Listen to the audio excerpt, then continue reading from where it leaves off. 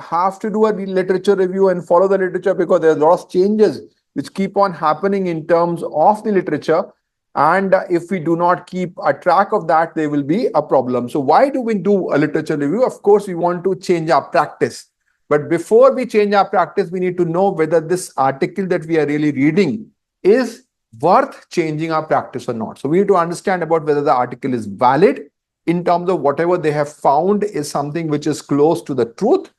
The next, of course, issue will be that suppose this is valid and whether it is applicable to our setting or not. So if we have some intervention which is not possible at our level, so somebody tells you that you have teplizumab which is available, which can increase the latency of the diabetes by a few weeks, you would say, okay, but then the cost is prohibitive, it's not available, then it may not be generalizable to our population from that regards. Now, whether this represents a novel work and whether we should really change our practice or not. So we'll try to put these 3 papers on test and how they can change our practice and how they can improve or in that perspective. All of you can go and have a look at our website, learning.growsociety.in, which has got a lot of resources and courses related to pediatric endocrinology. We have got our fellowship course and a diploma course. We do run a number of grand rounds, postgraduate lecture series and journal clubs to highlight pediatric endocrinology. There are multiple publications which are available and the mobile application which really helps us guide in terms of evaluation. So in this study, the study was conducted and published in April 2024. This was published in Hormone Research in Pediatrics. In this study, basically, they have the patients of central precocious puberty. They had 62 patients and they were given 45 mg of subcutaneous lipoprotein acetate. Yes, sir. Yes, sir. Yes, sir. In this study, they are looking at the role of unstimulated LH, that is random LH, for looking for the suppression of pubertal progression. What we are looking at is whether GnRH stimulation versus random LH versus the clinical parameters stimulated versus clinical. Yes, sir. Yes. Or both studies if we come. Yes, sir. Yes. Okay. So in the study, they have taken 62 children, and out of this, there were 60 girls and 2 boys. All the patients were already having central precocious puberty. They were diagnosed, and they have not received any kind of treatment earlier. In this study, they received 2 doses of lipoprotein acetate subcutaneous, which is a small volume of 0.375 ml injection given by subcutaneous route, and it was given every 6 monthly. The mean age in the study group was 7.5 years, and the mean height was 136.6. Velocity, mean height velocity was 8.9 centimeter per year, and the BMI was 18.6. So in the study, they initially found that at 24 weeks, the unstimulated LH was less than 1 in 84% of the children, and at 48 weeks, it was 86%. And at the remaining patients, the 8 children in which the unstimulated LH was not less than 1, but they had clinical features of pubertal suppression in the form of there was stable or decreased bone age to chronological age, and also the pubertal stages, that ternary staging was not progressive. So in all patients in this study, there was a pubertal suppression clinically, but unstimulated LH was 84% and 86% at 24 and 48 weeks. So what they're saying is that maybe 14 to 16%. Yes, sir. People had high LH, but that may not be clinically significant. Exactly, sir. That's what they're trying to say. So they want to say that this LH level is of no significance without clinical findings. This is what I was trying to say. Yes, sir. It has no value. It doesn't help you. Yes, sir. What do you want in these parameters? You want LH to be more sensitive or more specific? More specific. More specific marker in terms of that. So Yes. that becomes important. So you're picking up everybody, but there's nobody who's progression. Now the big point is, when you say no clinical progression in 6 months, are we that good to pick that up? No. Do you think Vibha will be able to pick up very quickly, 3 months, 6 months? The breast development usually is very vague. It is usually the same. First dose, it may go up a bit. Yes, sir. Bone age is too early. So I think if you do this study over a 2-year period, Yes. 3-year period, that will make more sense, which has already been done for the other preparations. So I think this is the same confirmation. So brief about the study, the Pensol is the brand name. It was given subcutaneously. The volume is very small, and it was given every 6 monthly, 45 mg subcutaneously. They did GnRH stimulation test after administering subcutaneous liprolet acetate 20 microgram per kg or the maximum of 500 micrograms at screening and subsequently at 12 weeks, 24 weeks, 36 weeks, and 48 weeks. Blood samples for LH, estradiol, and testosterone were taken after 30 minutes of stimulation. And random samples were taken for LH and estradiol, which were taken at baseline, then subsequently at 4 weeks, 12 weeks, 20, 24, 36, 44, and 48 weeks. Relationship between the unstimulated LH and other endpoints like stimulated LH, the bone age to chronological age ratio, change in the predicted adult height were taken and were looked for the clinical correlation. In the children in whom the random LH was not less than 1, the GnRH stimulated LH was not less than 4, and girls who do not achieve a estradiol level less than 10, but they were subsequently found to have a clinical parameter were subsequently found to have pivotal suppression. So in this population, the main aim of study was to look for the role of unstimulated LH as an efficacy measure. In this study, they found that at 24 weeks, around 84% of the study group was having LH less than unstimulated LH less than 1, and at 48 weeks, it turned to be 86%. In the remaining children, though the levels were not less than 1, but they had clinical features of suppression. When you say not less than 1, how high were the level? Did they mention that? So in the subsequent slides.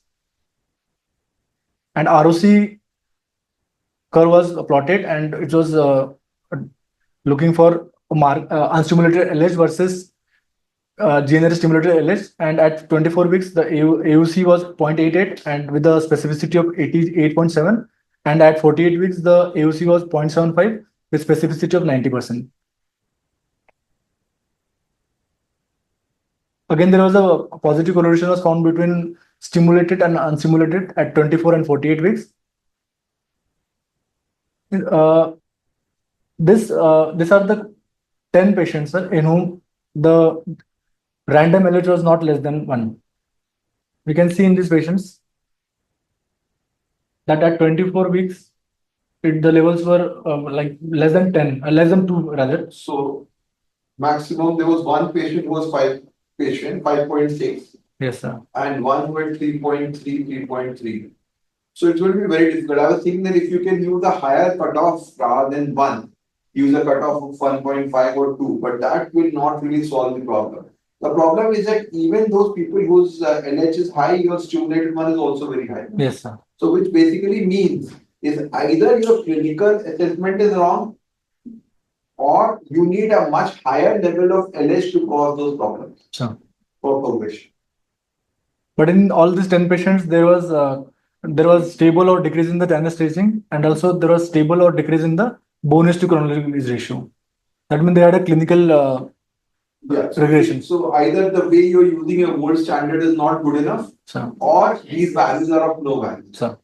Then both the studies, you don't need to do anything if you are stable. So what they're trying to say is that if your breast rate is increasing or your BA to CA ratio is increasing, then you do all these tests. Yes, sir. Otherwise, you don't do it. And then it's a catch-22. If your BA and CA is increasing, and if your breast rating is increasing, you expect that their LH will be sky high. Sure. So then doing it won't make much help. Sure. Like if you say somebody has a POI and FSH is high, AMH will be low anyway. So because clinical parameters, by the time they change, you have already a lot of change in LH and baseline and stimulated. This is what it is coming up with. Yes. Carry on. And those girls whose stimulated LH was less than, they were not able to achieve that stimulated LH less than 4, but they five of those girls, they had random LH less than 1, and all of them have a clinical separation. Okay. Those girls who were not able to achieve estradiol less than 10, all of them, they had stimulated LS less than 4 and random Which LS. is actually not, unless they have done estradiol using GCMS. Did they mention? GCMS. And random LS less than 1, and also they had suppression, clinical suppression. The conclusion that unstimulated LH can be used as an adequate surrogate marker in lieu of stimulated LH in the children with CPP, along with the use of clinical parameters. So it can be used as a the surrogate marker for stimulated LH, not for clinical parameters. All patients have a suppressed bone age to chronological age ratio, and the predicted adult height improved. Treatment had no or little, there was little effect on the BMI. And all those patients who were not able to achieve GnRH stimulated less than 4 and unstimulated less than 1 and estradiol less than 10, but all of those patients in the study, they had a good pubertal suppression. So design was prospective. They used random LH to assess the suppression. Population was 62 children who were already case of central precocious puberty. Subjects, the age group was 7.5, and it can be used in a large, in a different, the study size, we can increase the study size, and also the age group we can increase. The tests performed were unstimulated LH, GnRH stimulated LH, and estradiol. Impact, we can use this unstimulated LH in lieu of stimulated LH along with clinical parameters. So why do you think they did the study? So they wanted to use unstimulated, that is random LH in lieu of stimulated LH. Or do you think that they were doing it as part of the drug development and other pharmacokinetics things? And then they have used it in a reverse manner. Okay, now we have found this. So this was not primarily, see, they have no mention about how the sample size was calculated. Yes, sir. And so their primary aim was not to look at your differentiation of basal LH versus stimulated LH or whatever. Their aim was just, this was part of the drug development. But now you've got the data, so they're using that data to now. The problem with these studies is that they are not sized, adequately powered to assess those differences.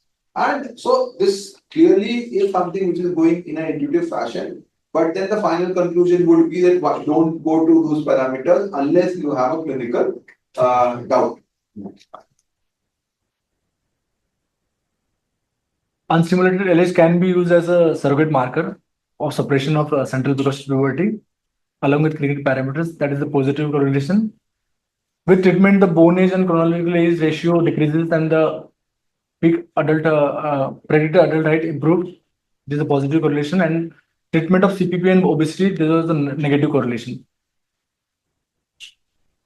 There was a large sample size. There was excellent retention of study group patients. And they were doing a centralized assay run, and also the bone age was done randomly with double blinding. So this is the strength of the study, and the limitation that there was a small trial period. It was just only 1 year, and also they use the patient age group was only 4 to 7 years. That is also one of the limitations. And unstimulated LH has a diurnal variation which was not taken into consideration during study. And mean age of the study group was 7.5 years, and as seen, unstimulated may be higher in the older group. So inclusion of older group patient can also give a certain. But when somebody is on GnRH treatment, you don't expect there to be high. All of you can go through these articles; they are available, and that will be of help. You can go and have a look at our website, our courses to explore the publications, and our mobile applications in that regard. So. This has been important issue that we have been discussing about.